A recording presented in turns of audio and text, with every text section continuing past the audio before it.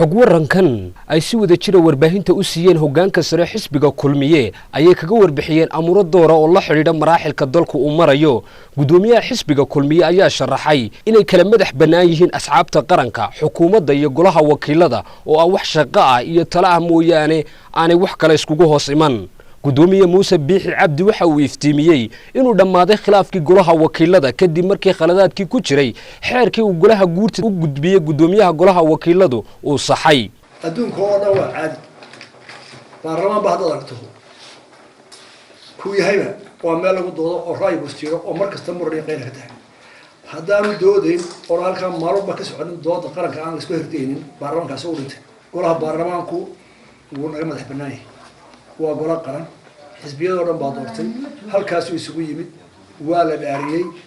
xubnahaas waxa uu dhaarsanay dadka qaranka hadla xisbi aan tala waa u jeedin karaa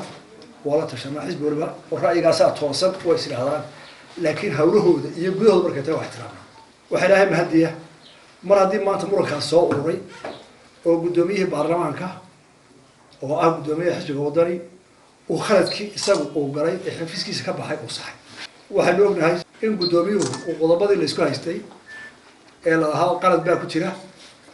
inta badan rag baarlamaanka mid ka dhagaaday waliba ku dareen gardarro iyo afrikaada badan in uu saxay waa soo dhaweynaynaa waxaan u aragnaa inay tahay tallaabo loo qaaday dhinaca hagsan waa inta aanu dheer rahay dad badan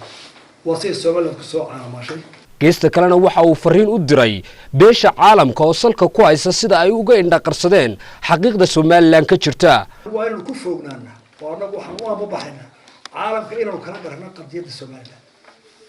waa nimanka aan xoog u dhagaliseen Mareykan Sacuudi lacag la Japan la isku tigay asafada laga furtay hatta shirkada ka furaysa wali sideed bilood laba ama shaqeynta tijaariga baarlamaanka caalamka waxaan ku leenahay nimanka u taagoodan isku tagteen oo 3 sano hore kadib aan soo maray ayaa nagu qasbaysan inaan soo heshiin caalamku waxa leenahay idinku barsoo afkar soo saarno yarweey la heshiin inta leey kulbad ku hadal ummadda Soomaaliland ma geeyo waxa soo martay iyamka waxa qabsatay in la ilaha shirarka caalamiga ah United Nations kamid yahay ee igad kamid tahay in la yiraahdo waxa matalaay dadka taladoodu caan ka tahay iyo saas iyo matalaay dadka la hadli maayo Soomaaliland waxaan u aragnaa inay meel ka dhac ku tahay caalamka gardarro loo taray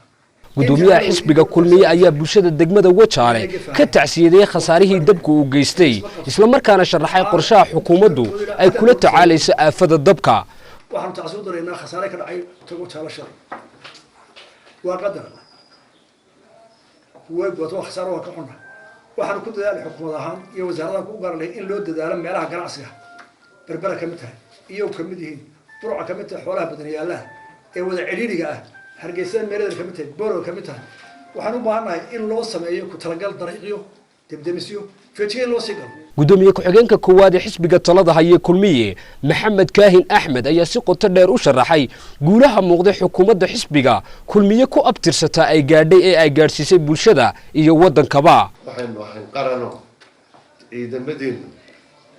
wax darajo ay leeyihiin ma jirin min janaka xukuumadda military ilaa askariga ugu hooseeya wax calaamadaha ay kala lahaayeen ma jiro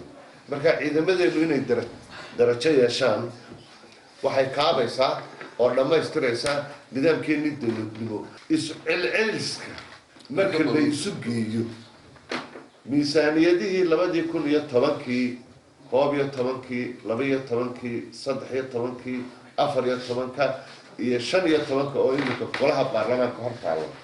waxay korodhay boqolkiiba 203 bay korodhay deyntiina uu bixiyay miisaaniyadina uu soo saaray afartii sanadood ka dambeeyayna miisaaniyadii waa la soo waday gudoomiyaha golaha dhexe xisbiga talada haya kulmiye Jaamac Shabeel ayaa dhankiisa isaguna ka warbixiyay waxqabadka muuqda ay hirgeliyeen xukuumadda talada haysa isagoo sheegay in dhammaan ballanqaadkii xisbiga kulmiye uu galay xilligii ololaha dhammaantood uu fuliyay taasina ay marxaati ka tahay ummadda reer Soomaaliland xukuumaddu waxay qabatay iyo markaad soo eegto ee dib anagu u qiimeynay ballanqaadka buugga noogu qoran dheeraad badan baa ku jira waana waxaan soo dhigi doonno berri markaan ummadda hor nimaadno dheeraadkaasi waa kaa noo yaalloon soo dhigayno waxaan ku tartamaynaa ummadda cayd waxama tarto kalaasna waxama tarto waxaan leeyahay annagu waxaan ummadda u ballan qaaday ee doorashada ku gala ee ummaddu lagu doorasho waa kaa haddaa leedihiin waxbaa ka dhimanoo waxa ku qora waxaa kamaydaan qaban falyatafadaluu waliilka dhegaysanayna haddii kala miya yaa iska hadliin wana arrinkeena